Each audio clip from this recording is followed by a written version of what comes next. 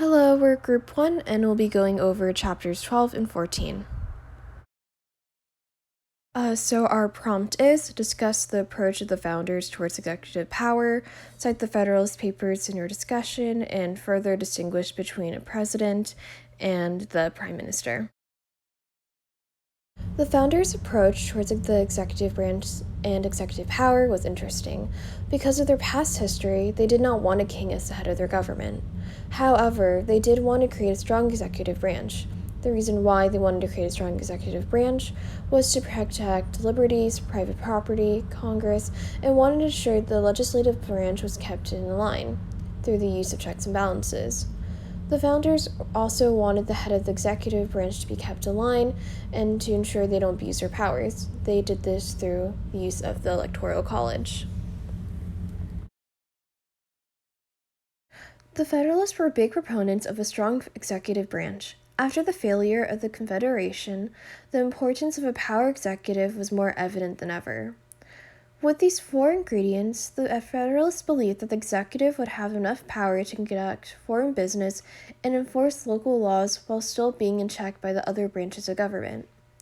In Federalist number 7, Hamilton disagreed with the idea of multiple executives and reinforced the idea of a single executive because it was far more safe as there was less of a chance for a difference of opinions, which leads to arguments in a weaker executive. It would also slow down an executive, and in times of a great need, like the war, the executive would need to act quickly. In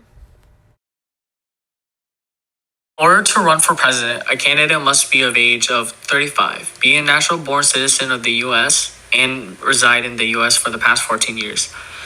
There is no rule that says you must be a lawyer or senator. The task of the executive branch is to take care that the law be faithfully executed, as stated in the Constitution. The president is both the head of state and commander-in-chief of all armed force. The president can make treaties, but the Senate must vote on it though. Nominate ambassadors, recommend legislation, veto bills, nominate officials for administrations, and grant pardons for federal offenses except for impeachment, among many other powers.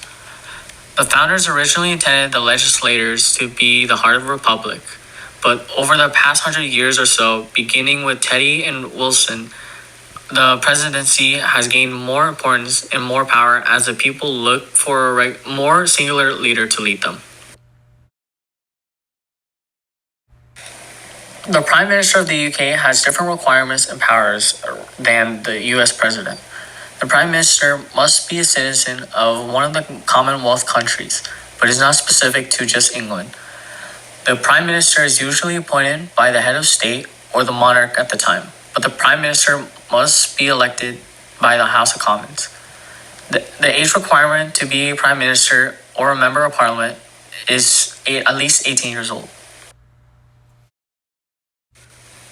The major difference between the President of the United States and the Prime Minister of the United Kingdom is that the Prime Minister is an official advisor of the monarch.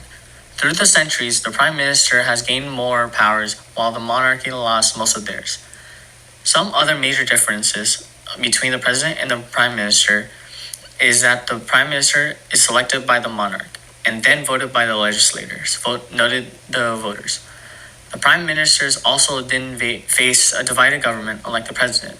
This is because in a parliamentary system, the Prime Minister comes from a majority party and thus automatically have the full support of their respective party.